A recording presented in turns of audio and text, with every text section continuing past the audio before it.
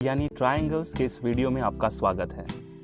पिछली कक्षाओं में हम त्रिभुज के प्रकार और उनके विभिन्न मूल गुणधर्मों का अध्ययन कर चुके हैं। इस वीडियो में हम त्रिभुज की सर्वांग समता यानी कॉन्ग्रुएंस ऑफ ट्रायंगल्स पर प्रकाश डालेंगे। तो चलिए सबसे पहले देखते हैं कि सर्वांग समता किसे कहते हैं। दोस्तों बताइए कि क्या एक ही पैकेट में रखे हुए बिस्कुट एक दूसरे से बड़े, छोटे या अलग अलग दिखते हैं? नहीं, सभी बिस्कुट एक दूसरे के सर्वसम यानी आइडेंटिकल होते हैं। ऐसे ही आप वास्तविक जीवन में कई उदाहरण देख सकते हैं, जैसे एक ही नंबर के जूते, कॉपियां या नोटबुक्स, सभी 200 रुपए के नोट, सभी 2000 के नोट एक दूसरे के सर्वसम होते हैं। और अब यह रही कुछ वस्तुएं जो एक दूसरे के सर्वसम नहीं हैं। एक 500 और एक 2000 का नोट एक दूसरे के सर्वसम नहीं होते हैं। अलग अलग नंबर के जूते, दो अलग कंपनी के पेन इत्यादि। अब हम ज्यामिति में सर्वांग समता यानी कॉन्ग्रुएंस का अध्ययन करेंगे। सर्वांगसम का अर्थ है सभी प्रकार से बराबर, अर्थात वह आकृतियां जिनके समान आकार हैं और समान माप हैं। किसी भी दो आकृतियों को सर्वांगसम दर्शाने के लिए इस चिन्ह का प्रयोग करते हैं। दोस्तों, क्या सभी वृत्त यानी सर्कल्स एक जैसे दिखते हैं? दिखने में सभी वृत्त गोल दिखते हैं, बस फर्क इतना सा है कि वह एक दूसरे से छोटे या बड़े हो सकते हैं। क्या आप बता सकते हैं दो वृत्त एक दूसरे के सर्वसम या कहले सर्वांगसम कब होते हैं? एक ही त्रिज्या यानी रेडियस लेकर खींचे हुए वृत्त एक दूसरे के सर्वांगसम होते हैं। यानी यहाँ पर वृत्त की सर्वांगसमता त्रिज्या पर आधारित होती है। उसी प्रकार वर्ग यानी स्क्वायर में समान भुजा वाले वर्ग भी एक दूसरे के सर्वांगसम होते हैं। जैसे 4 सेंटीमीटर भुजा वाले दो या दो से अधिक वर्ग एक दूसरे के सर्वांगसम होते हैं। यहाँ पर वर्ग की भुजा यानी साइड पर वर्ग की सर्वांगसमता निर्भर करती है। चलिए अब इसी प्रकार त्रिभुज यानी ट्रायंगल्स में देखते हैं। स्क्रीन पर त्रिभुजों की 3 जोड़ियां दी गई हैं। इन्हें देखकर बताएं कि कौन सी जोड़ी के त्रिभुज एक दूसरे के सर्वांगसम हैं। अगर आप पहली जोड़ी पर ध्यान दें तो त्रिभुजों की भुजाएं 3, 4 और 5 सेंटीमीटर हैं। बस फर्क यह है कि दूसरा त्रिभुज घुमा कर रखा हुआ है। अगर त्रिभुज की संगत भुजाएं सर्वांगसम हैं तो त्रिभुज सर्वांगसम होंगे। चलिए बताइए कि दूसरी जोड़ी देखकर आपको क्या लगता है? जी हाँ, यह भी सर्वांगसम त्रिभुज है। यह देखने में दर्पण प्रतिबिंब यानी मिरर इमेज जैसा है। अब आखिरी जोड़ी पर ध्यान दें। यह त्रिभुज एक दूसरे के सर्वांगसम नहीं है, क्योंकि इन दोनों त्रिभुजों की भुजाएं एक दूसरे के परस्पर सर्वांगसम नहीं हैं। दोस्तों, जिन त्रिभुजों की जोड़ियां सर्वांगसम हैं, उन्हें हम उनकी सर्वांगसम भुजाओं के साथ एक दूसरे पर रखकर देख सकते हैं। त्रिभुजों के शीर्ष, भुजाएं और कोण एक दूसरे पर सटीक बैठ रही हैं। और जो त्रिभुज सर्वांगसम नहीं हैं, वो त्रिभुज एक दूसरे को पूरी तरह नहीं ढक रहे हैं। चलिए आगे बढ़ते हैं। यहाँ दिया गया है कि त्रिभुज XYZ सर्वांगसम है त्रिभुज LMN के। यहाँ भुजा XY भुजा LM को ढकती है, भुजा YZ भुजा MN को ढकती है और भुजा ZX NL को ढकती है। और इसे हम इस प्रकार दर्शाते हैं। उसी तरह कोण X कोण L को ढकता है, कोण Y कोण M को ढकता है और कोण Z कोण N को। इसे हम इस प्रकार लिखते हैं। क्या हम शीर्ष के लिए भी यह कह सकते हैं? जी हाँ, शीर्ष X शीर्ष L के संगत है, शीर्ष Y शीर्ष M के संगत है और शीर्ष Z शीर्ष N के संगत है। दोस्तों, हम इससे यह निष्कर्ष निकाल सकते हैं कि सर्वांगसम त्रिभुजों के संगत भाग एक दूसरे के परस्पर बराबर होते हैं। हम इसे संक्षिप्त में CPCT लिखते हैं, यानी corresponding parts of congruent triangles. एक महत्वपूर्ण बात पर ध्यान दें कि यहाँ त्रिभुज XYZ सर्वांगसम त्रिभुज LMN है, परंतु अगर हम इसे ऐसा लिखें त्रिभुज XYZ सर्वांगसम MNL तो यह गलत होगा, क्योंकि यह दोनों त्रिभुज में एक एक संगतता यानी 1-1 करस्पॉन्डेंस है। तो दोस्तों, इस सत्र में बस इतना ही। आज हमने त्रिभुज की सर्वांग समता यानी कॉन्ग्रुएंस ऑफ ट्रायंगल्स पर चर्चा की। मिलते हैं सर्वांग समता यानी कॉन्ग्रुएंस ऑफ ट्रायंगल्स पर चर्चा की। आज हम उसी पर आधारित कुछ प्रश्न हल करेंगे। चलिए लेते हैं पहला प्रश्न। त्रिभुज ACB सर्वांगसम है त्रिभुज PRQ के, तो इन त्रिभुजों के संगत कोणों की जोड़ियां बताइए। इस प्रश्न का जवाब काफी आसान है। यह रहे इनके संगत कोणों की जोड़ियां।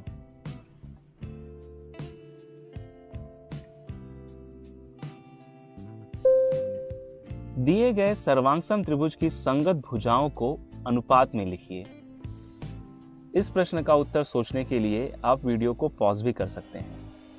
दोस्तों, यहाँ हम सबसे पहले उन दोनों त्रिभुजों की संगत सर्वांगसम भुजाओं को ध्यान में रखते हुए दोनों त्रिभुजों के नाम सही क्रम में सर्वांगसम के रूप में लिखेंगे और फिर उसी क्रम में उनकी संगत भुजाओं के अनुपात लिखेंगे। आकृति के अनुसार त्रिभुज PQR सर्वांगसम है त्रिभुज XYZ के, और अब इनकी संगत भुजाओं के अनुपात इस प्रकार होंगे। भुजा PQ संगत है भुजा XY के, भुजा QR संगत है भुजा YZ के, और भुजा PR संगत है भुजा XZ के। लेते हैं अगला प्रश्न। दिए गए आयत में दो त्रिभुज बने हुए हैं और साथ ही कुछ त्रिभुजों के नाम दिए हुए हैं। आप उन त्रिभुजों के सर्वांगसम भुजाओं के नाम बताइए। अब आकृति को देखकर बताइए कि AB सर्वांगसम कौन सी भुजा है। वह है भुजा CD या DC। उसी प्रकार क्रम में आगे बढ़ते हुए BD के सर्वांगसम होगी BD या इसे DB भी कह सकते हैं, और DA के सर्वांगसम होगी CB या BC। इस प्रकार हमें दूसरे सर्वांगसम त्रिभुज का नाम मिल गया, त्रिभुज CDB। दोस्तों, अगर हम DC से शुरू करें तो अगली भुजा C से शुरू होनी चाहिए, जबकि यहाँ पर अगली भुजा BD या DB है।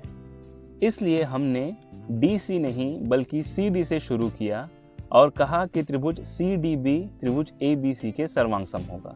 मुझे आशा है कि आप इस अवधारणा को अब अच्छी तरह समझ चुके हैं। तो वीडियो पॉज करके बाकी दोनों विकल्पों के सही उत्तर देने की कोशिश करें। यह रहे उनके सही जवाब, क्रमशः त्रिभुज CBD और त्रिभुज BDA। दोस्तों, इस वीडियो में बस इतना ही। आज हमने त्रिभुज की सर्वांगसमता यानी कॉन्ग्रुएंस ऑफ ट्रायंगल्स पर आधारित कुछ प्रश्न हल किए। अब सर्वांगसमता यानी कॉन्ग्रुएंस ऑफ ट्रायंगल्स पर चर्चा की और कुछ प्रश्न भी हल किए। आज हम उसी पर आधारित कुछ तथ्यों पर चर्चा करेंगे। तो चलिए शुरू करते हैं। त्रिभुज ABC और त्रिभुज XYZ समबाहु त्रिभुज हैं और एक दूसरे के सर्वांगसम भी। तो बताइए कि दिए गए विकल्पों में से कौन सा विकल्प सही है। इस प्रश्न का जवाब सोचने के लिए आप वीडियो पॉज भी कर सकते हैं।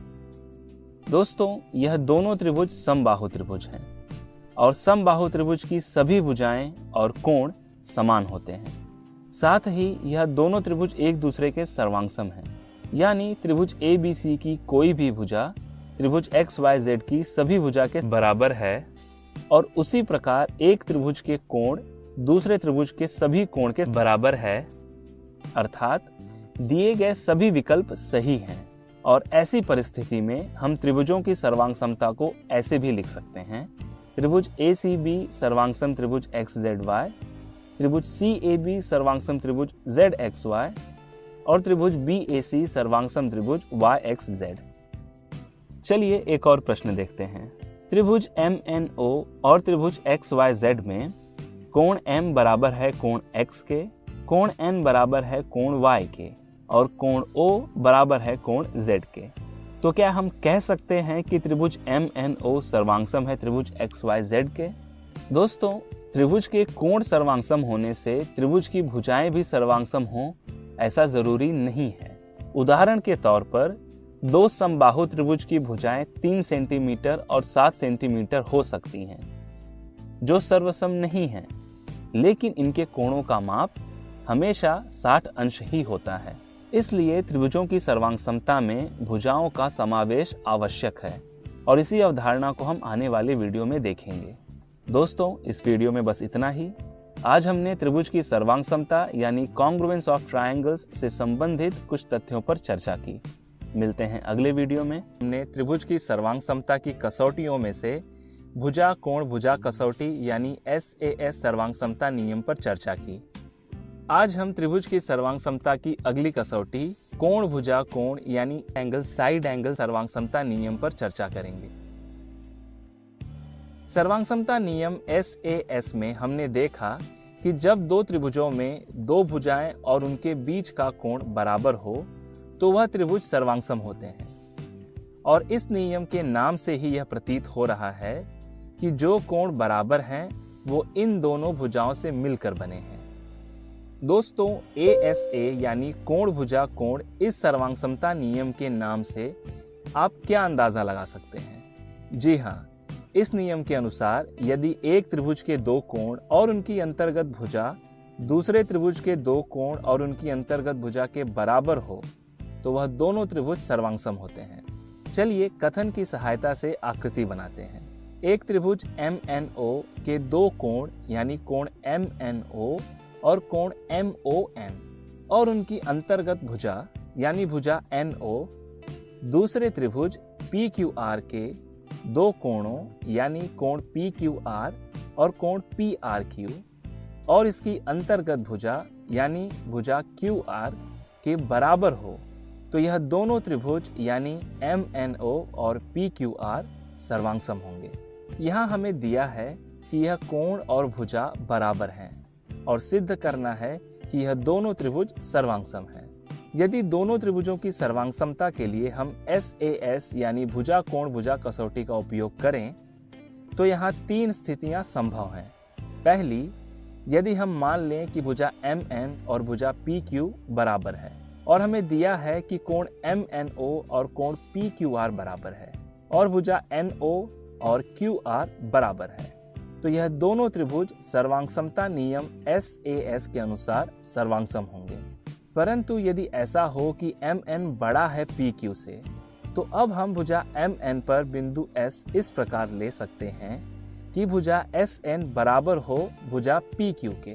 अब त्रिभुज SNO और त्रिभुज PQR में दो बराबर भुजाओं की हमने रचना की SN और PQ और हमें दिया है कि कोण MNO कोण PQR के सर्वांगसम है यानी कोण SNO और PQR बराबर होगा और भुजा NO बराबर है भुजा QR के। इसलिए SAS सर्वांगसमता अभिगृहित के अनुसार हम कह सकते हैं यह त्रिभुज सर्वांगसम है। दोनों त्रिभुज सर्वांगसम हैं, इसलिए इनके संगत भाग बराबर होने चाहिए।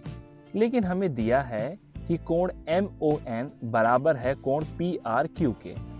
यह तभी संभव है कि जब बिंदु S बिंदु M के साथ संपाती यानी समान हो या MN बराबर हो SN के।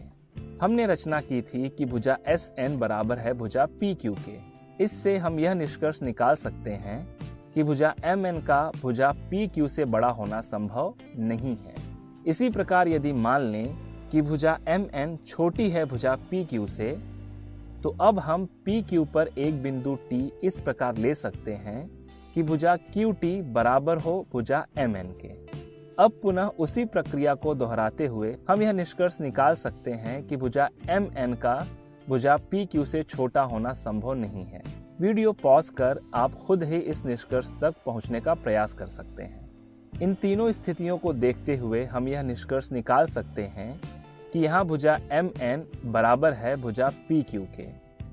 इसलिए SAS सर्वांगसमता अभिगृहित के अनुसार त्रिभुज MNO और PQR सर्वांगसम होंगे।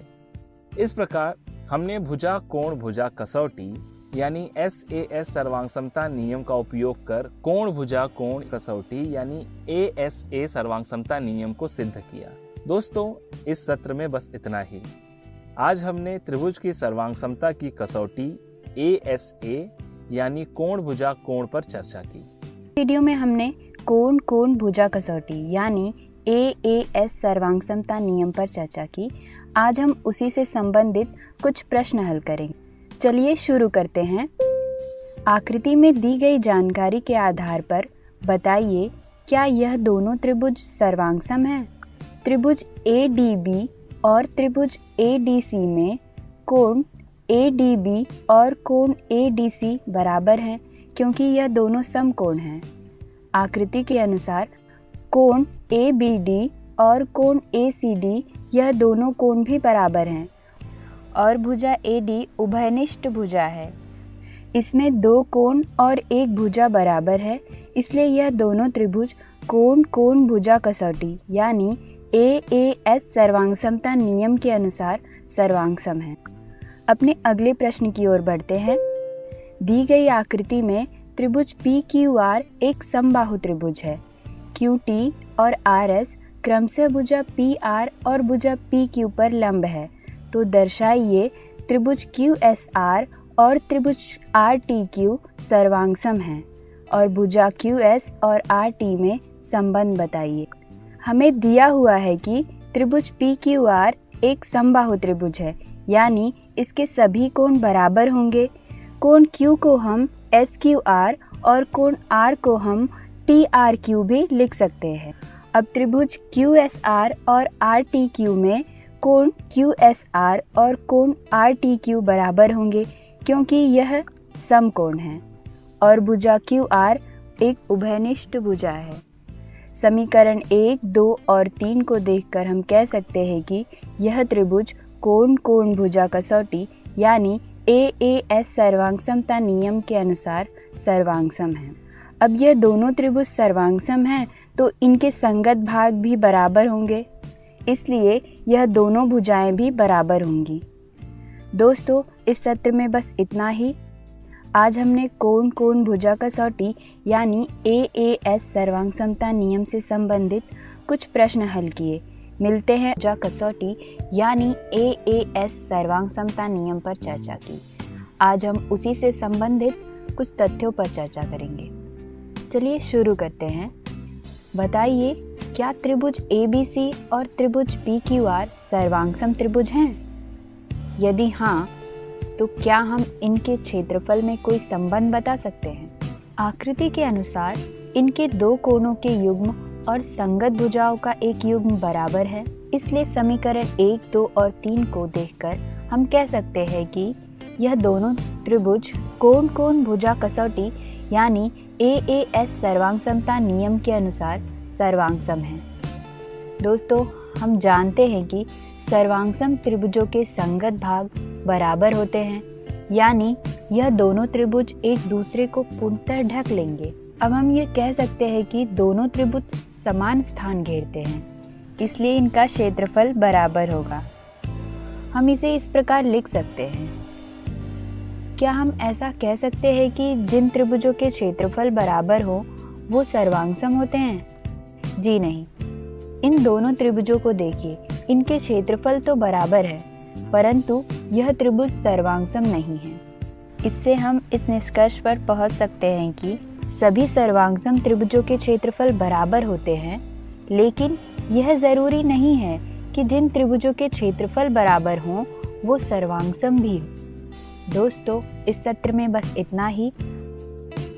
आज हमने कोण कोण भुजा कसौटी यानी AAS सर्वांग समता नियम से संबंधित कुछ तथ्यों पर चर्चा की। मिलते हैं। त्रिभुज की सर्वांग समता की कसौटियों में से भुजा कोण भुजा कसौटी यानी SAS सर्वांग समता नियम पर चर्चा की। आज हम त्रिभुज की सर्वांग समता की अगली कसौटी कोण भुजा कोण यानी एंगल साइड एंगल सर्वांग समता नियम पर चर्चा करेंगे। सर्वांग समता नियम SAS में हमने देखा कि जब दो त्रिभुजों में दो भुजाएं और उनके बीच का कोण बराबर हो तो वह त्रिभुज सर्वांग सम होते हैं, और इस नियम के नाम से ही यह प्रतीत हो रहा है कि जो कोण बराबर हैं वो इन दोनों भुजाओं से मिलकर बने हैं।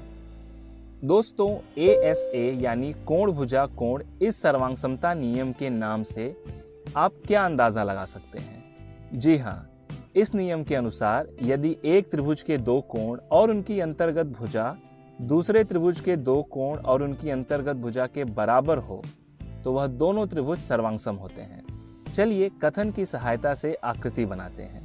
एक त्रिभुज MNO के दो कोण यानी कोण MNO और कोण MON और उनकी अंतर्गत भुजा यानी भुजा NO दूसरे त्रिभुज PQR के दो कोणों यानी कोण PQR और कोण PRQ और इसकी अंतर्गत भुजा यानी भुजा QR के बराबर हो तो यह दोनों त्रिभुज यानी MNO और PQR सर्वांग सम होंगे। यहाँ हमें दिया है कि यह कोण और भुजा बराबर हैं और सिद्ध करना है कि यह दोनों त्रिभुज सर्वांगसम हैं। यदि दोनों त्रिभुजों की सर्वांगसमता के लिए हम SAS यानी भुजा कोण भुजा कसौटी का उपयोग करें तो यहाँ 3 स्थितियां संभव हैं। पहली, यदि हम मान लें कि भुजा MN और भुजा PQ बराबर है और हमें दिया है कि कोण MNO और कोण PQR बराबर है और भुजा NO और QR बराबर है, तो यह दोनों त्रिभुज सर्वांगसमता नियम SAS के अनुसार सर्वांगसम होंगे। परंतु यदि ऐसा हो कि MN बड़ा है PQ से, तो अब हम भुजा MN पर बिंदु S इस प्रकार ले सकते हैं कि भुजा SN बराबर हो भुजा PQ के।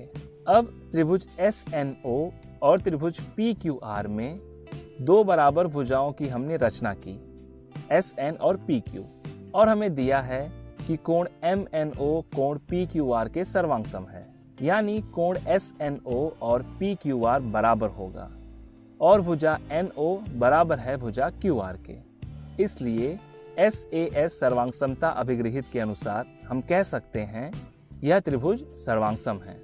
दोनों त्रिभुज सर्वांगसम हैं, इसलिए इनके संगत भाग बराबर होने चाहिए। लेकिन हमें दिया है कि कोण MON बराबर है कोण PRQ के। यह तभी संभव है कि जब बिंदु S बिंदु M के साथ समपाती यानी समान हो या MN बराबर हो SN के। हमने रचना की थी कि भुजा SN बराबर है भुजा PQ के। इससे हम यह निष्कर्ष निकाल सकते हैं कि भुजा MN का भुजा PQ से बड़ा होना संभव नहीं है। इसी प्रकार यदि मान लें कि भुजा MN छोटी है भुजा PQ से, तो अब हम PQ पर एक बिंदु T इस प्रकार ले सकते हैं कि भुजा QT बराबर हो भुजा MN के। अब पुनः उसी प्रक्रिया को दोहराते हुए हम यह निष्कर्ष निकाल सकते हैं कि भुजा MN का भुजा PQ से छोटा होना संभव नहीं है। वीडियो पॉज कर आप खुद ही इस निष्कर्ष तक पहुंचने का प्रयास कर सकते हैं। इन तीनों स्थितियों को देखते हुए हम यह निष्कर्ष निकाल सकते हैं कि यहाँ भुजा MN बराबर है भुजा PQ के। इसलिए SAS सर्वांगसमता अभिगृहित के अनुसार त्रिभुज MNO और PQR सर्वांगसम होंगे। इस प्रकार हमने भुजा कोण भुजा कसौटी यानी SAS सर्वांगसमता नियम का उपयोग कर कोण भुजा कोण कसौटी यानी ASA सर्वांगसमता नियम को सिद्ध किया। दोस्तों, इस सत्र में बस इतना ही। आज हमने त्रिभुज की सर्वांगसमता की कसौटी ASA यानी कोण भुजा कोण पर चर्चा की। मिलते हैं पिछले वीडियो में हमने त्रिभुज की सर्वांगसमता नियम ASA यानी कोण भुजा कोण पर चर्चा की। आज हम उसी से संबंधित कुछ प्रश्नों को हल करेंगे। चलिए शुरू करते हैं। पहला प्रश्न कुछ इस प्रकार है कि चतुर्भुज ABCD में विकर्ण AC कोण BAD और कोण BCD का समद्विभाजक है। दर्शाइए कि त्रिभुज DAC सर्वांगसम है त्रिभुज BAC के। हमें दिया हुआ है कि विकर्ण AC कोण BAD का समद्विभाजक है। इसलिए हम कह सकते हैं कि कोण DAC और कोण BAC बराबर होंगे। विकर्ण AC कोण BCD का भी समद्विभाजक है, यानी कोण DCA बराबर होगा कोण BCA के। अब त्रिभुज DAC और त्रिभुज BAC को देखिए। इसमें यह दोनों कोण एक दूसरे के बराबर हैं और भुजा AC उभयनिष्ठ भुजा है, यानी कॉमन साइड। ध्यान दें, यह भुजा कोणों की अंतर्गत भुजा है। समीकरण 1, 2 और 3 से हम कह सकते हैं कि यह दोनों त्रिभुज ASA यानी कोण भुजा कोण सर्वांगसमता नियम के अनुसार सर्वांगसम है। चलिए आगे बढ़ते हैं अपने अगले प्रश्न की ओर। आकृति में बिंदु O रेखाखंड PQ का मध्य बिंदु है और कोण OQN बराबर है कोण OPM के। तो दर्शाइए कि त्रिभुज OQN और त्रिभुज OPM सर्वांगसम हैं और भुजा MO और NO में संबंध बताइए। यहाँ हमें दिया है कि बिंदु O रेखा PQ का मध्य बिंदु है, इसलिए QO बराबर होगा PO के। अब त्रिभुज OQN और त्रिभुज OPM को देखिए। हमें दिया है कि यह दोनों कोण बराबर हैं। आकृति को ध्यान से देखें, यह दोनों कोण शीर्षाभिमुख कोण हैं, यानी कोण NOQ और कोण MOP बराबर होंगे। इन दोनों त्रिभुजों में दो कोण और उनकी अंतर्गत भुजा बराबर है, इसलिए यह दोनों त्रिभुज ASA सर्वांगसमता नियम के अनुसार सर्वांगसम है। दोस्तों, हम जानते हैं सर्वांगसम त्रिभुजों के संगत भाग बराबर होते हैं, इसलिए भुजा MO बराबर है भुजा NO के। दोस्तों, इस सत्र में इतना ही। आज हमने त्रिभुज के सर्वांगसमता नियम ASA यानी कोण भुजा कोण या कोभुको से संबंधित कुछ प्रश्न हल किए। मिलते हैं। पिछले वीडियो में हमने त्रिभुज के सर्वांगसमता नियम ASA यानी कोण भुजा कोण पर चर्चा की। आज हम उसी से संबंधित कुछ तथ्यों पर चर्चा करेंगे। यह दो त्रिभुज दिए हुए हैं XYZ और DEF। आकृति को ध्यान से देखकर बताइए, क्या यह दोनों त्रिभुज सर्वांगसम हैं? इन दोनों त्रिभुजों में यह दोनों कोण कोण X और कोण D बराबर है, कोण Y और कोण E बराबर है और भुजा DF भुजा XZ बराबर है। तो क्या यह त्रिभुज कोण भुजा कोण यानी ASA सर्वांगसमता नियम के अनुसार सर्वांगसम है? जी नहीं। भले ही इनके दो कोण और एक भुजा बराबर है, लेकिन ASA सर्वांगसमता नियम के अनुसार जब दो त्रिभुज के दो कोण और उनकी अंतर्गत भुजा यानी उन दोनों कोणों की बीच वाली भुजा बराबर हो तो वह त्रिभुज सर्वांगसम होते हैं, और यह भुजाएं इन कोणों की अंतर्गत भुजा नहीं है, इसलिए यह त्रिभुज ASA सर्वांगसमता नियम के अनुसार सर्वांगसम नहीं है, परंतु यह दोनों त्रिभुज सर्वांगसम हैं AAS यानी कोण कोण भुजा कसौटी के अनुसार। इस कसौटी पर विस्तार से हम चर्चा करेंगे अगले वीडियो में। इस सत्र में बस इतना ही। आज हमने ASA यानी कोण भुजा कोण कसौटी से संबंधित एक तथ्य पर चर्चा की। इस वीडियो में हमने त्रिभुजों की सर्वांगसमता यानी कॉन्ग्रुएंस ऑफ ट्रायंगल्स पर चर्चा की। आज हम एक कदम और आगे बढ़ाते हुए त्रिभुजों की सर्वांगसमता के लिए कसौटियों यानी criteria for congruence of a triangle पर चर्चा करेंगे। पहली कसौटी है भुजा कोण भुजा यानी साइड एंगल साइड क्राइटेरियन। दोस्तों, जब दो त्रिभुज सर्वांगसम होते हैं तब उनकी सभी भुजाएं, कोण और शीर्ष में एक एक संगतता होती है, लेकिन क्या हम केवल कुछ भुजाओं और कोण के सहारे दो त्रिभुजों को सर्वांगसम ठहरा सकते हैं? यानी दो त्रिभुजों के सर्वांगसम होने के लिए कम से कम कितनी भुजाएं अथवा कोणों का सर्वांगसम होना आवश्यक है, वह हम इस वीडियो में और आने वाली वीडियो में देखेंगे। दोस्तों, स्क्रीन पर त्रिभुज ABC और त्रिभुज PQR में AB और PQ दोनों 6 सेंटीमीटर हैं और AC तथा PR 7 सेंटीमीटर। तो क्या किसी भी दो त्रिभुज की दो भुजाएं बराबर होने से दोनों त्रिभुज सर्वांगसम होंगे? दोस्तों, क्या तीसरी भुजा भी बराबर होगी? बराबर हो भी सकती है और नहीं भी, यानी दो भुजाओं से बराबर होना त्रिभुजों की सर्वांगसमता के लिए पर्याप्त नहीं है। तो दोस्तों, बताइए कि इन त्रिभुजों की तीसरी भुजा किस परिस्थिति में बराबर हो सकती है? आप सोचने के लिए वीडियो पॉज भी कर सकते हैं। अगर कहा जाए कि इन दोनों भुजाओं से बने कोण बराबर हैं, तो क्या तीसरी भुजा भी बराबर यानी सर्वसम होगी? कोण सर्वांगसम होने से इन भुजाओं के दूसरे छोर के खुले हुए भाग भी लंबाई में समान होंगे, और तब हम कह सकते हैं कि यह दोनों त्रिभुज सर्वांगसम हैं। यानी यदि किसी त्रिभुज की दो भुजाएं और उनके अंतर्गत कोण दूसरे त्रिभुज की दो भुजाओं और उनके अंतर्गत कोण के बराबर हों, तो वह दोनों त्रिभुज सर्वांगसम होते हैं। इसे भुजा कोण भुजा कसौटी, अंग्रेजी में साइड एंगल साइड या SAS क्राइटेरिया कहते हैं। क्या इससे भी कम शर्तों पर दो त्रिभुज सर्वांगसम हो सकते हैं?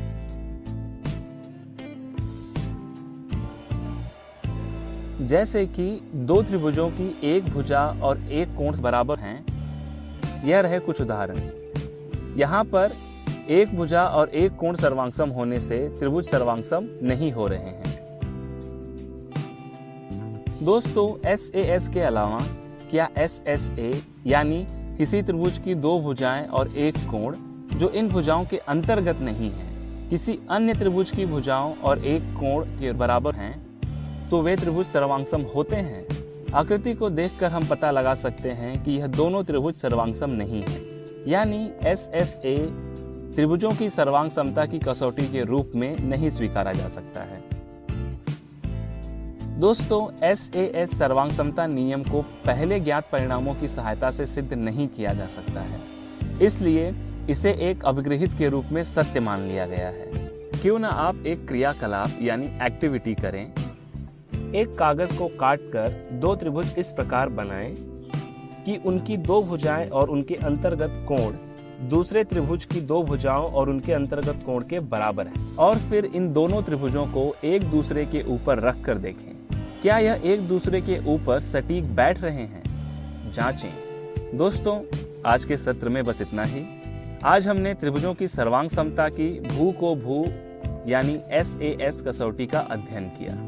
मिलते हैं अगले में। हमने त्रिभुजों की सर्वांग समता की भुजा कोण भुजा कसौटी यानी SAS क्राइटेरियन पर चर्चा की। आज हम उसी से संबंधित कुछ प्रश्न हल करेंगे। तो चलिए शुरू करते हैं। दी गई आकृति में भुजा LM बराबर है भुजा LK के और कोण KLN बराबर है कोण MLN। तो सिद्ध कीजिए कि त्रिभुज KLN सर्वांगसम है त्रिभुज MLN के। चलिए देखते हैं। अगर दोनों त्रिभुजों को देखें तो इनकी एक भुजा और एक कोण बराबर है।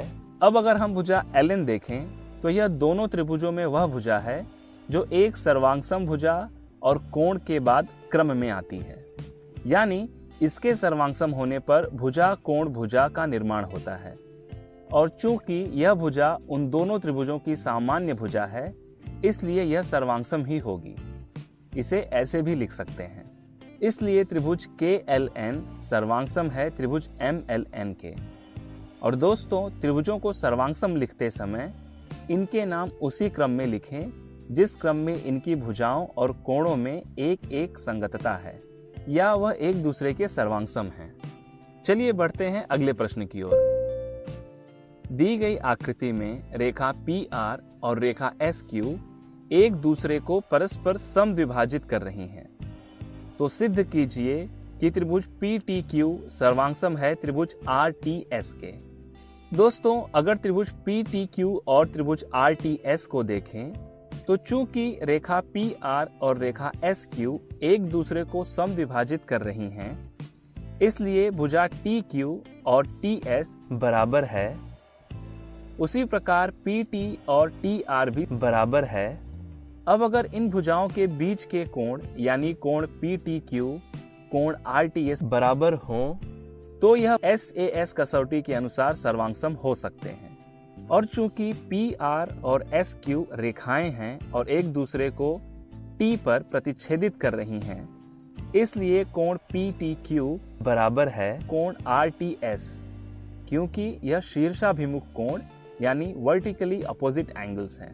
इसलिए त्रिभुज PTQ सर्वांगसम है त्रिभुज RTS के भू को भू यानी SAS कसौटी के अनुसार। दोस्तों, यहाँ आप देख सकते हैं कि भुजा और कोण की सर्वांगसमता के अनुसार ही दोनों त्रिभुजों के नाम भी उसी क्रम में हैं। लेते हैं एक और प्रश्न। दी गई आकृति को देखकर त्रिभुज ABD तथा त्रिभुज CBD को सर्वांगसम सिद्ध कीजिए।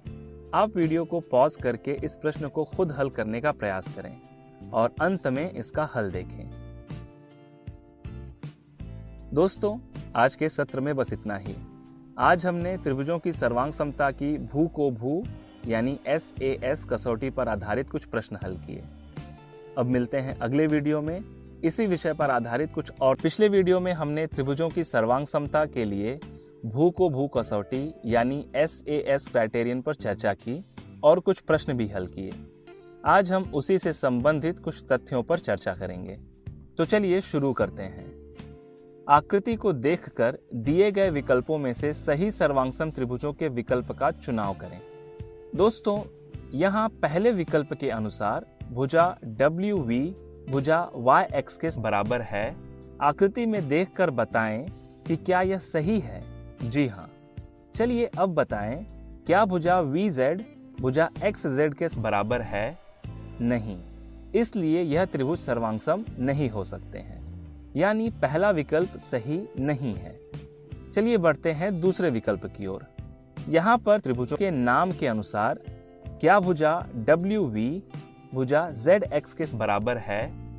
नहीं, इसलिए यह विकल्प भी सही नहीं है।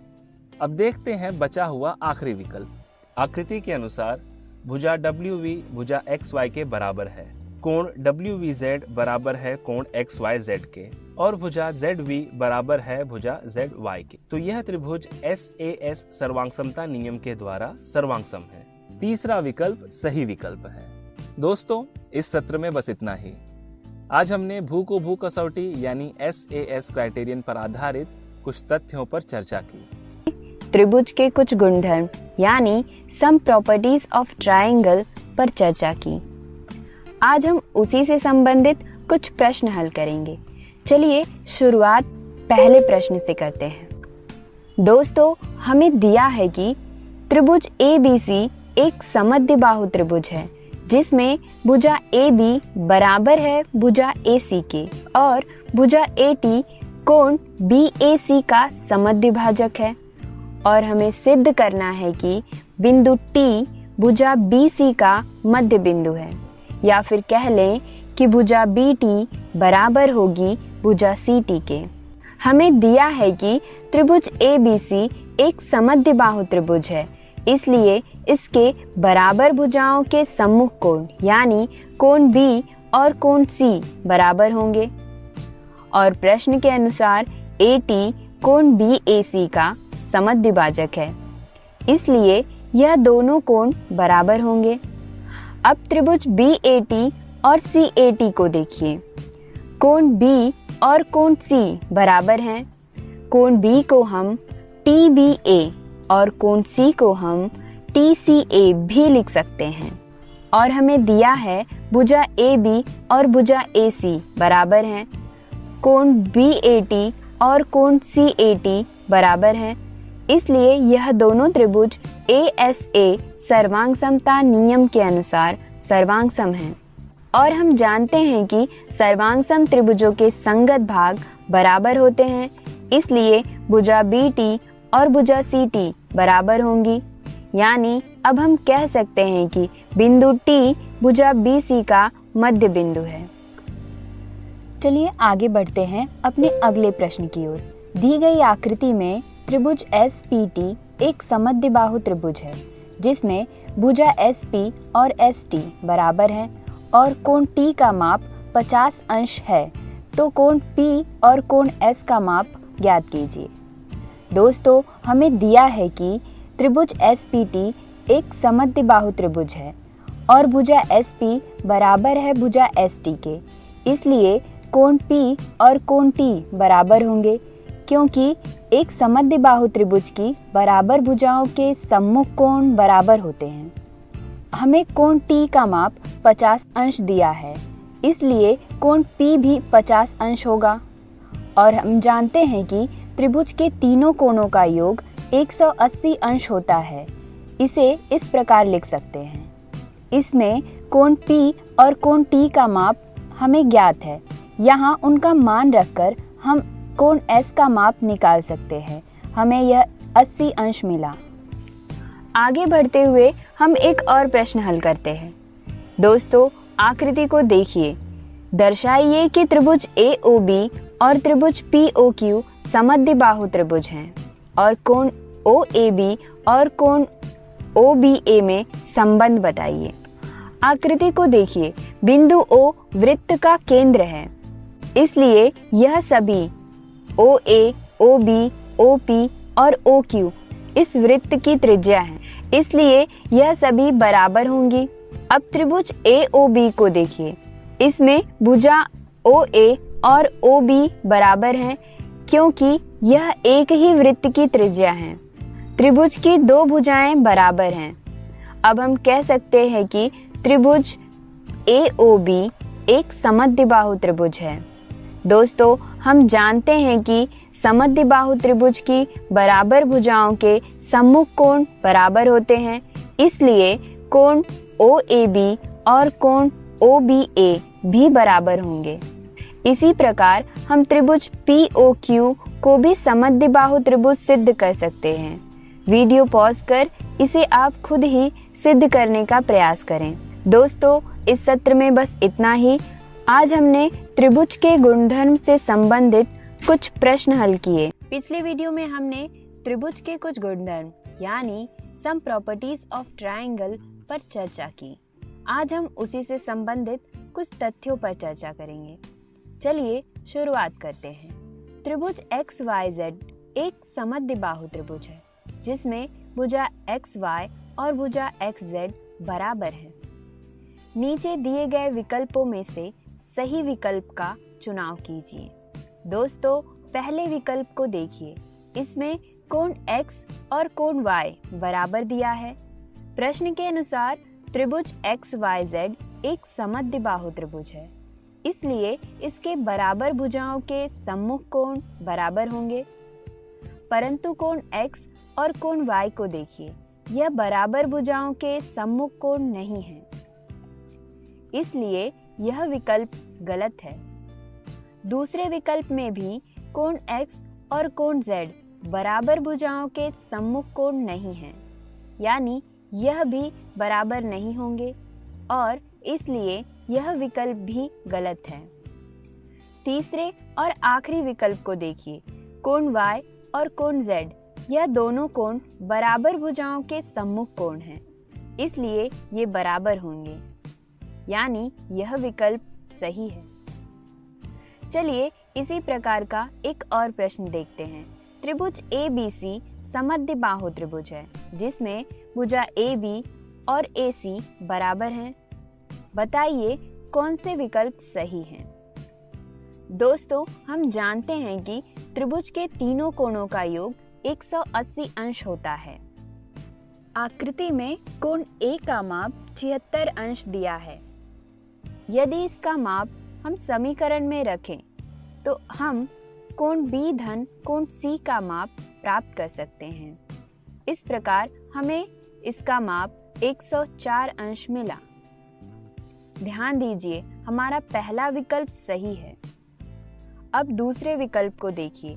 कोण B का माप 52 अंश दिया है। दोस्तों, हम जानते हैं कि समद्विबाहु त्रिभुज की बराबर भुजाओं के सम्मुख कोण बराबर होते हैं। आकृति को देखिए। कोण B और कोण C दोनों बराबर भुजाओं के सम्मुख कोण हैं, इसलिए यह बराबर होंगे, यानी कोण C के स्थान पर हम कोण B लिख सकते हैं और इस प्रकार हमें कोण B का माप 52 अंश मिला, इसलिए यह विकल्प भी सही है। चलिए एक और प्रश्न देखते हैं। त्रिभुज XYZ और त्रिभुज LMN दोनों समद्विबाहु त्रिभुज हैं जिनके दो संगत कोणों का युग्म बराबर है, तो क्या यह त्रिभुज सर्वांगसम होंगे? दोस्तों, ध्यान दीजिए, यह दोनों त्रिभुज समद्विबाहु त्रिभुज हैं, परंतु आपस में इन दोनों त्रिभुजों की भुजाओं की कोई भी जानकारी नहीं दी हुई है और इनके दो संगत कोणों के युग्म बराबर दिए हुए हैं, यानी तीसरा कोण भी बराबर ही होगा। परंतु किन्हीं भी दो त्रिभुजों को सर्वांगसम होने के लिए कम से कम एक भुजा का समावेश होना आवश्यक है। सर्वांगसमता सिद्ध करने के लिए केवल तीनों कोणों का बराबर होना पर्याप्त नहीं है और यहाँ इन त्रिभुजों में भुजाओं की कोई भी जानकारी नहीं है, इसलिए हम सर्वांगसमता ज्ञात नहीं कर सकते। इस सत्र में बस इतना ही। आज हमने त्रिभुज के गुणधर्म से संबंधित कुछ तथ्यों पर चर्चा की। मिलते हैं पिछले वीडियो में हमने AAS सर्वांगसमता नियम यानी AAS कॉन्ग्रुएंस रूल पर चर्चा की। आज हम समकोण कर्णभुजा सर्वांगसमता नियम यानी right angle hypotenuse side RHS congruence rule पर चर्चा करेंगे। तो चलिए शुरू करते हैं। RHS सर्वांगसमता नियम समझने के लिए हम शुरुआत करते हैं त्रिभुजों की एक जोड़ी से। इन दोनों त्रिभुजों में दो भुजाएं और एक कोण बराबर हैं, लेकिन यह दोनों त्रिभुज सर्वांगसम नहीं हैं। इसे हम इस तरह एक दूसरे के ऊपर रखकर जांच सकते हैं। क्या हम दी हुई इन तीनों शर्तों को ध्यान में रखते हुए दो सर्वांगसम त्रिभुजों की रचना कर सकते हैं, जहां त्रिभुजों की दो भुजाएं बराबर हैं और एक कोण जो उनके अंतर्गत न हो वो बराबर हो। आप यह जांच सकते हैं कि हम ऐसे समकोण त्रिभुजों की रचना आसानी से कर सकते हैं जो इन तीनों शर्तों को पूरा करती हो। हम देख सकते हैं कि इन दोनों त्रिभुजों में एक कोण जो कि समकोण है वह बराबर है, एक भुजा और कर्ण भी बराबर है। क्या यह दोनों त्रिभुज सर्वांगसम हैं? जी हाँ, ये दोनों त्रिभुज सर्वांगसम हैं। यह त्रिभुजों की सर्वांगसमता की एक कसौटी है जिसका प्रयोग हम समकोण त्रिभुजों की सर्वांगसमता जांचने के लिए करते हैं। इसे हम RHS सर्वांगसमता नियम कहते हैं।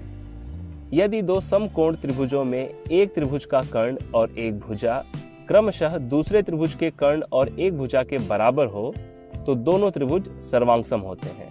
इसलिए इसे RHS सर्वांगसमता नियम कहा जाता है। राइट एंगल यानी समकोण, हाइपोटेन्यूज यानी कर्ण और साइड यानी भुजा। हम अभ्यास के तौर पर समकोण त्रिभुजों की कुछ जोड़ियां बनाकर जांच सकते हैं। उदाहरण, दो समकोण त्रिभुज बनाएं जहां कर्ण 10 सेंटीमीटर हो और एक भुजा 8 सेंटीमीटर। तो क्या वह दोनों त्रिभुज सर्वांगसम होंगे? जी हाँ। दोस्तों, स्क्रीन पर त्रिभुजों की कुछ जोड़ियां दी गई हैं। इनमें से बताइए कि कौन से त्रिभुज की जोड़ी RHS सर्वांगसमता नियम से सर्वांगसम है। पहली जोड़ी में दोनों त्रिभुज समान त्रिभुज हैं जिनकी एक भुजा और कर्ण बराबर है, अतः यह RHS सर्वांगसमता नियम द्वारा सर्वांगसम है। दूसरी जोड़ी में दोनों त्रिभुज समकोण त्रिभुज हैं और एक भुजा भी बराबर है, लेकिन हमें एक कर्ण के सर्वांगसम होने की भी आवश्यकता है, इसलिए यह दोनों त्रिभुज सर्वांगसम नहीं है। दोस्तों, इस वीडियो में बस इतना ही। आज हमने RHS सर्वांगसमता नियम पर चर्चा की। अगले वीडियो में RHS सर्वांगसमता नियम से संबंधित कुछ प्रश्नों को हल करेंगे। पिछले वीडियो में हमने RHS सर्वांगसमता नियम यानी right angle hypotenuse side rule के बारे में अध्ययन किया। आज हम उसी से संबंधित कुछ प्रश्नों को हल करेंगे। चलिए शुरू करते हैं पहले प्रश्न से। त्रिभुज ABC एक समद्विबाहु त्रिभुज यानी आइसोसेलेस ट्रायंगल है और भुजा BD भुजा AC पर लंब है। तो सिद्ध कीजिए भुजा AD बराबर भुजा DC। दोस्तों, अगर हम त्रिभुज ADB को त्रिभुज CDB के सर्वांगसम सिद्ध करें तो हम कह सकते हैं कि सर्वांगसम त्रिभुजों की संगत भुजाएं सर्वांगसम होती हैं, यानी भुजा AD भुजा DC के बराबर है। यानी हमारा लक्ष्य इन दोनों त्रिभुजों को सर्वांगसम सिद्ध करना है। तो चलिए देखते हैं कि इन त्रिभुजों को कैसे सर्वांगसम सिद्ध करें। चूंकि भुजा BD भुजा AC पर लंब है, त्रिभुज ADB और त्रिभुज CDB में कोण ADB बराबर कोण CDB 90 अंश।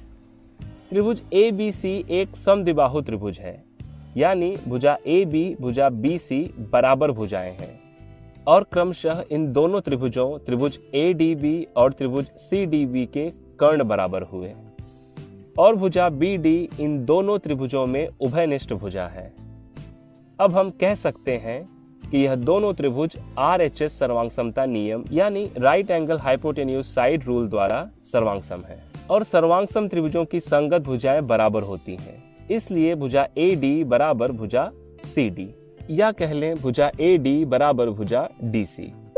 चलिए देखते हैं अगला प्रश्न। चतुर्भुज ABCD में कोण A तथा कोण C का माप है 90 अंश और भुजा AD बराबर है भुजा BC के। तो सिद्ध कीजिए कि चतुर्भुज ABCD एक आयत यानी रेक्टेंगल है। दोस्तों, बताइए कि आयत की क्या परिभाषा होती है। आयत वह चतुर्भुज होता है जिसकी सम्मुख भुजाएं बराबर होती हैं और प्रत्येक कोण का माप 90 अंश होता है। हमें दिया गया है कि भुजा AD और भुजा BC बराबर है और कोण A और कोण C समकोण है। ABCD एक आयत होगा अगर हम यह सिद्ध कर पाएं कि भुजा AB और भुजा DC भी बराबर है और कोण B तथा कोण D समकोण है। तो चलिए शुरू करते हैं। त्रिभुज DAB और त्रिभुज BCD में कोण A बराबर है कोण C के, भुजा DA बराबर है भुजा BC के। भुजा DB उभयनिष्ठ भुजा है, इसलिए यह RHS सर्वांगसमता नियम द्वारा सर्वांगसम होंगे। इसलिए इनकी संगत भुजाएं और संगत कोण भी एक दूसरे के बराबर होंगे, यानी भुजा AB बराबर भुजा CD के। कोण ADB बराबर है कोण CBD के। कोण ABD बराबर है कोण CDB के। अब अगर त्रिभुज DAB को देखें, कोण DAB बराबर 90 अंश, तो कोण BDA धन कोण ABD बराबर 90 अंश त्रिभुज के कोण योग गुणधर्म से। और चूंकि कोण ABD बराबर है कोण CDB के, इसलिए इसे हम ऐसे भी लिख सकते हैं कि कोण ADB धन कोण CDB बराबर 90 अंश, यानी कोण ADC बराबर 90 अंश। इसी प्रकार हम सिद्ध कर सकते हैं कि कोण ABC बराबर 90 अंश। इसलिए चतुर्भुज ABCD एक आयत यानी रेक्टेंगल है। चलिए जाने से पहले आप इस प्रश्न को हल करने का प्रयास करें। आकृति की सहायता से सिद्ध करें कि त्रिभुज PQR सर्वांगसम है त्रिभुज SRQ के, जब PR बराबर SQ। दोस्तों, आज के सत्र में हमने समकोण कर्णभुजा सर्वांगसमता नियम यानी RHS सर्वांगसमता नियम से संबंधित कुछ प्रश्नों को हल किया। अब मिलते हैं अगले वीडियो में समकोण कर्णभुजा सर्वांगसमता नियम यानी right angle hypotenuse side congruence rule RHS नियम से संबंधित कुछ प्रश्नों को हल किया। आज हम उसी से संबंधित कुछ और तथ्यों पर चर्चा करेंगे। तो चलिए शुरू करते हैं। स्क्रीन पर दी गई आकृति देखकर बताएं कि कौन से त्रिभुज समकोण कर्णभुजा सर्वांगसमता नियम से सर्वांगसम है। दोस्तों, त्रिभुजों की पहली जोड़ी में हमें समकोण दिया गया है, लेकिन दोनों त्रिभुजों की दो भुजाएं और उनके अंतर्गत कोण बराबर हैं। इसलिए दी गई जानकारी के अनुसार यह त्रिभुज RHS सर्वांगसमता नियम द्वारा तो नहीं, लेकिन भुजा कोण भुजा यानी SAS सर्वांगसमता नियम द्वारा जरूर सर्वांगसम है। दूसरी जोड़ी में त्रिभुज WXY और त्रिभुज ZYX में कोण W और कोण Z समकोण है। कर्ण XY उभयनिष्ठ कर्ण है और भुजा XW भुजा YZ के बराबर है। इसलिए यह दोनों त्रिभुज RHS सर्वांगसमता नियम द्वारा सर्वांगसम है। अब बढ़ते हैं तीसरी जोड़ी की ओर। तीसरे त्रिभुज की जोड़ियों में भी केवल समकोण और एक सामान्य भुजा बराबर है, कर्ण बराबर नहीं है। इसलिए यह त्रिभुज समकोण कर्णभुजा सर्वांगसमता नियम द्वारा सर्वांगसम नहीं होंगे। दोस्तों, त्रिभुजों को सर्वांगसम होने के लिए नियमों का पालन होना आवश्यक है। इस सत्र में बस इतना ही। दोस्तों, आज के सत्र में हमने समकोण कर्णभुजा सर्वांगसमता नियम से संबंधित कुछ तथ्यों पर चर्चा की। अब मिलते हैं अगले वीडियो में। हमने RHS सर्वांगसमता नियम पर चर्चा की।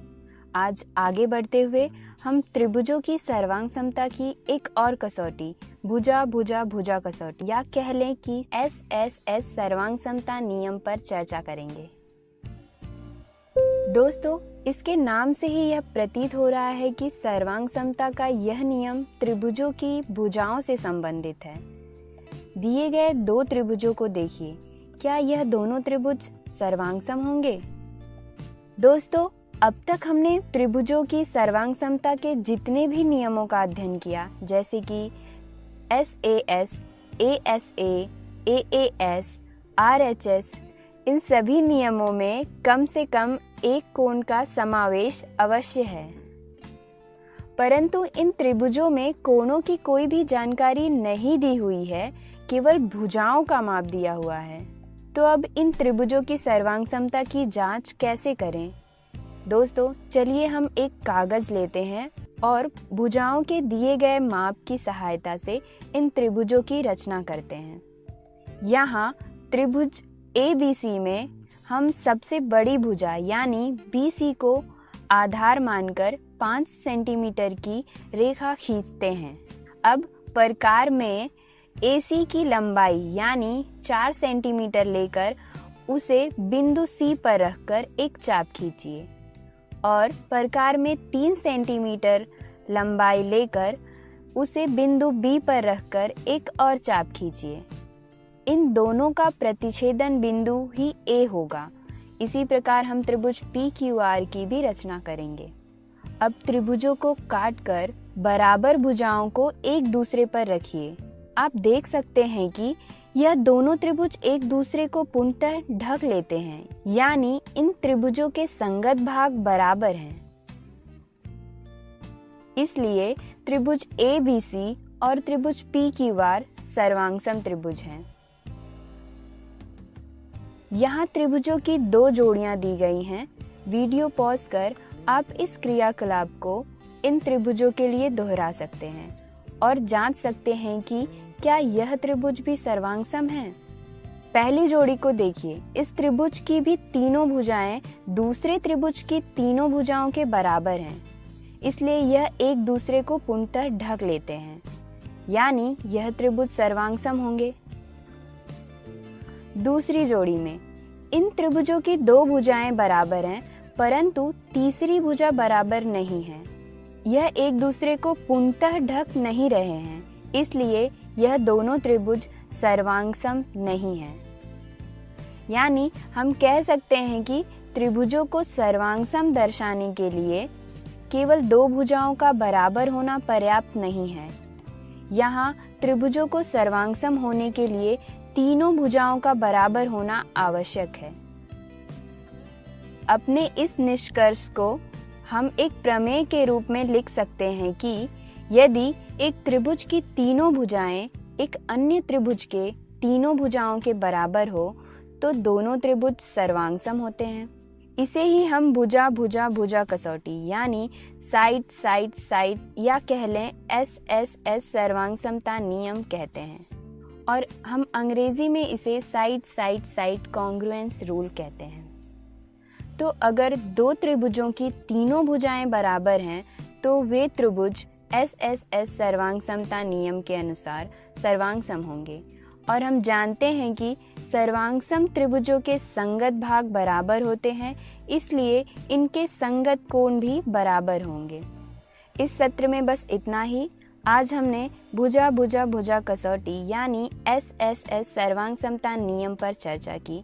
मिलते हैं अगले। हमने भुजा भुजा भुजा कसौटी यानी SSS सर्वांगसमता नियम पर चर्चा की।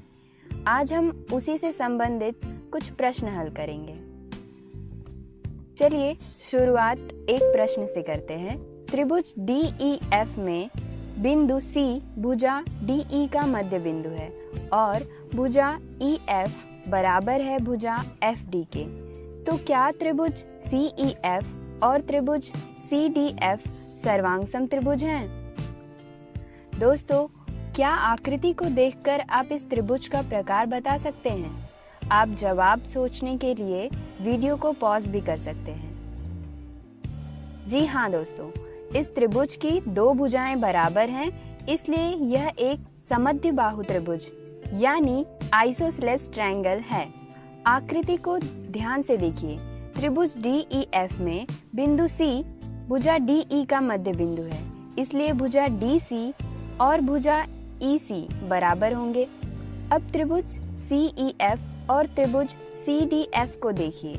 हमें दिया है कि भुजा EF बराबर है भुजा DF के और भुजा CF उभयनिष्ठ भुजा है। समीकरण 1, 2 और 3 को देखते हुए हम कह सकते हैं कि यह दोनों त्रिभुज भुजा भुजा भुजा कसौटी यानी SSS सर्वांगसमता नियम के अनुसार सर्वांगसम है, क्योंकि इन दोनों त्रिभुजों की तीनों भुजाएं बराबर हैं। चलिए आगे बढ़ते हैं अपने अगले प्रश्न की ओर। दी गई आकृति में PQRS और PMRN समांतर चतुर्भुज हैं। बिंदु M और बिंदु N क्रमशः भुजा PQ और SR के मध्य बिंदु हैं। दर्शाइए कि त्रिभुज PSN और त्रिभुज RQM सर्वांगसम हैं। दोस्तों, हमें दिया हुआ है कि PQRS एक समांतर चतुर्भुज है, इसलिए इनकी सम्मुख भुजाएं बराबर होंगी, यानी भुजा PQ और SR बराबर हैं और भुजा PS QR भी बराबर है। बिंदु M PQ का मध्य बिंदु है, इसलिए हम PQ को इस प्रकार लिख सकते हैं। बिंदु N भुजा SR का मध्य बिंदु है, इसलिए SR को भी हम इस प्रकार लिख सकते हैं। हमने देखा भुजा PQ भुजा SR के बराबर है, इसलिए यह दोनों भी एक दूसरे के बराबर होंगे। अब हमें मिला QM बराबर है SN के और PMRN भी समांतर चतुर्भुज है, इसलिए इसकी सम्मुख भुजाएं बराबर होंगी, यानी भुजा PM बराबर है भुजा NR के और भुजा PN MR के। दोस्तों ध्यान दीजिए, अब हम यह कह सकते हैं कि त्रिभुज PSN और त्रिभुज RQM में यह तीनों भुजाएं बराबर हैं। भुजा PS भुजा RQ के बराबर है, भुजा SN भुजा QM के बराबर है और भुजा PN भुजा RM के बराबर है, इसलिए यह दोनों त्रिभुज SSS सर्वांग समता नियम के अनुसार सर्वांग सम है। दोस्तों, यदि हम PMRN में बिंदु M और बिंदु N को मिलाकर विकर्ण MN बनाएं, तो क्या बनने वाले त्रिभुज PMN और NRM भी सर्वांग सम होंगे? वीडियो पॉज कर आप इसकी जांच स्वयं करें और निष्कर्ष तक पहुंचें। इस सत्र में बस इतना ही। आज हमने भुजा भुजा भुजा कसौटी यानी SSS सर्वांग समता नियम से संबंधित कुछ प्रश्न भुजा भुजा भुजा कसौटी यानी SSS सर्वांग समता नियम पर चर्चा की। आज हम उसी से संबंधित कुछ तथ्यों पर चर्चा करेंगे। चलिए शुरुआत एक प्रश्न से करते हैं। दी गई आकृति को देखकर बताइए कौन से विकल्प सही हैं। दोस्तों, पहले विकल्प को देखिए। इन दोनों त्रिभुजों की तीनों भुजाएं बराबर तो हैं, परंतु संगत भुजाएं बराबर नहीं हैं। भुजा XY भुजा LM के बराबर है, लेकिन भुजा YZ भुजा MN के बराबर नहीं है और भुजा XZ भुजा LN के बराबर नहीं है। संगत भुजाएं बराबर नहीं हैं, इसलिए त्रिभुज XYZ और LMN सर्वांगसम त्रिभुज नहीं है, यानी यह विकल्प गलत है। अब दूसरे विकल्प को देखिए। त्रिभुज वही है, यहाँ केवल नाम में परिवर्तन किया गया है, जिसके कारण अब इन त्रिभुजों की संगत भुजाएं एक दूसरे के बराबर हो गई हैं। इसलिए हम कह सकते हैं कि त्रिभुज XZY और MNL सर्वांगसम त्रिभुज हैं और इसलिए यह विकल्प सही है। ध्यान दीजिए कि यहाँ दोनों त्रिभुजों के शीर्षों में एक एक की संगतता यानी 1-1 करस्पॉन्डेंस है, जिसके अंतर्गत यह त्रिभुज सर्वांगसम है। इन त्रिभुजों के ऐसे और भी नाम हम लिख सकते हैं जिन्हें हम सर्वांगसम कह सकते हैं, जैसे त्रिभुज ZXY सर्वांगसम है त्रिभुज NML के।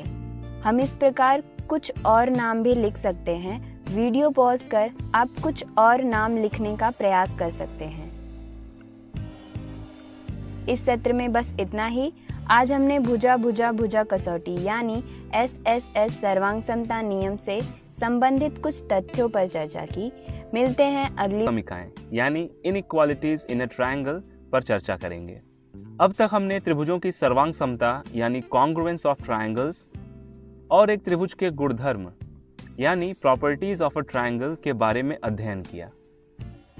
अब हम देखेंगे कि जब एक त्रिभुज की भुजाएं अथवा कोण असमान होते हैं तो उनके बीच क्या संबंध स्थापित होते हैं। चलिए दोस्तों, शुरुआत एक क्रियाकलाप यानी एक्टिविटी से करते हैं। हम 2 सेंटीमीटर, 3 सेंटीमीटर और 6 सेंटीमीटर की एक पतली सी लकड़ी का टुकड़ा लेकर एक त्रिभुज की रचना करेंगे, जहां आधार 6 सेंटीमीटर लकड़ी का टुकड़ा है और बाकी दो भुजाएं क्रमशः 2 और 3 सेंटीमीटर हैं। क्या ऐसे त्रिभुज की रचना हो सकती है? आप देख सकते हैं कि यह संभव नहीं है। अब एक काम करते हैं, 2 सेंटीमीटर और 3 सेंटीमीटर लंबाई वाली लकड़ियों को जोड़कर रखते हैं।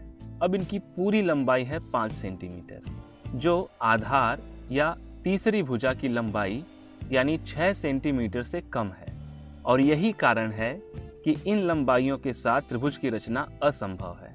एक त्रिभुज की रचना तभी संभव है जब त्रिभुज की किन्हीं भी दो भुजाओं की लंबाइयों का योग तीसरी भुजा की लंबाई से बड़ा हो, और यह एक प्रमेय है जो कहता है कि त्रिभुज की किन्हीं भी दो भुजाओं का योग तीसरी भुजा से बड़ा होता है। यानी हम त्रिभुज पी क्यू आर के लिए कह सकते हैं कि भुजा पी क्यू और क्यू आर का योग बड़ा है भुजा पी आर से। भुजा पी क्यू और पी आर का योग बड़ा है भुजा क्यू आर से, और भुजा क्यू आर और पी आर का योग बड़ा है भुजा पी क्यू से। दोस्तों, हमें पता है कि अलग अलग प्रकार के त्रिभुज होते हैं। समबाहु त्रिभुज यानी इक्विलैटरल ट्रायंगल, समद्विबाहु त्रिभुज यानी आइसोसेलेस ट्रायंगल, और विषम बाहु त्रिभुज यानी स्केलीन ट्रायंगल। हम सभी जानते हैं कि समबाहु त्रिभुज की सभी भुजाएं और कोण बराबर होते हैं। समद्विबाहु त्रिभुज के दो कोण और उनकी सम्मुख भुजाएं बराबर होती हैं, और विषम बाहु त्रिभुज के तीनों कोणों का माप और भुजाओं की लंबाइयां अलग अलग होती हैं। दोस्तों, त्रिभुजों के कोणों का माप उनकी सामने की यानी सम्मुख भुजाओं की लंबाइयों पर निर्भर करता है। चलिए त्रिभुज पी क्यू आर को देखकर बताइए कि सबसे बड़ी भुजा और सबसे बड़ा कोण कौन सा है। यहाँ पर भुजा आर पी को थोड़ा और बढ़ाते हैं बिंदु पी डैश तक, और क्यू को पी डैश से जोड़ते हैं।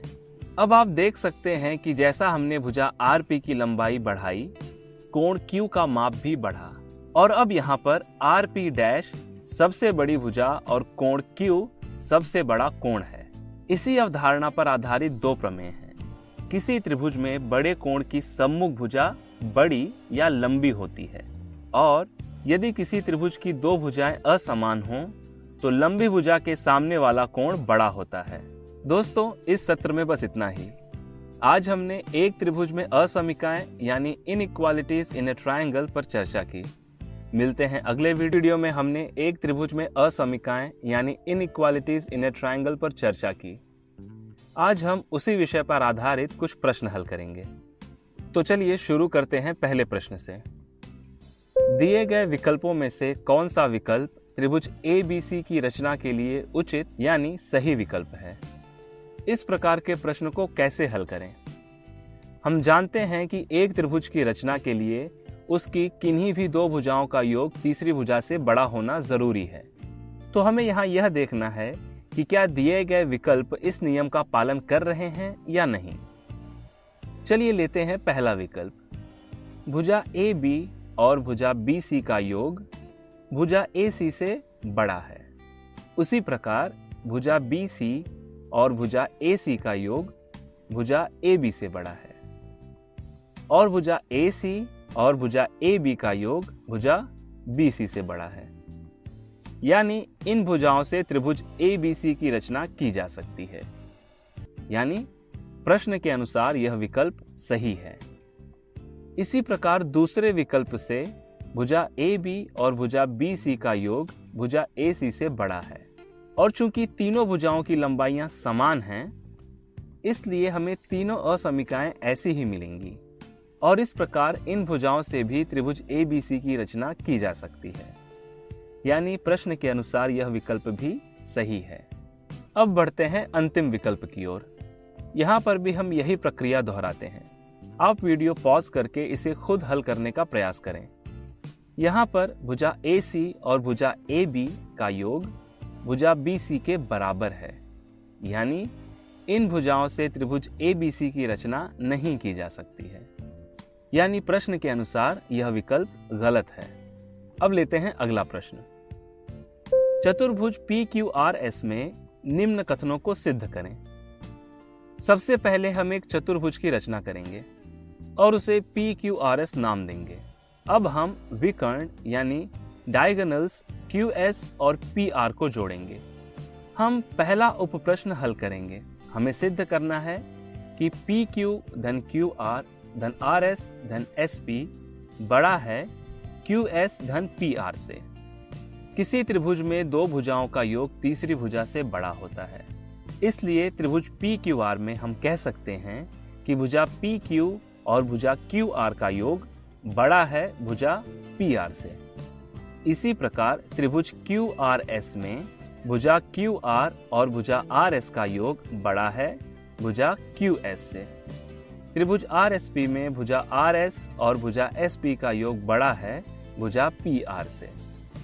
त्रिभुज SPQ में भुजा SP और भुजा PQ का योग बड़ा है भुजा QS से। अब हम चारों असमीकाओं को जोड़ेंगे तो हमें मिलेगा,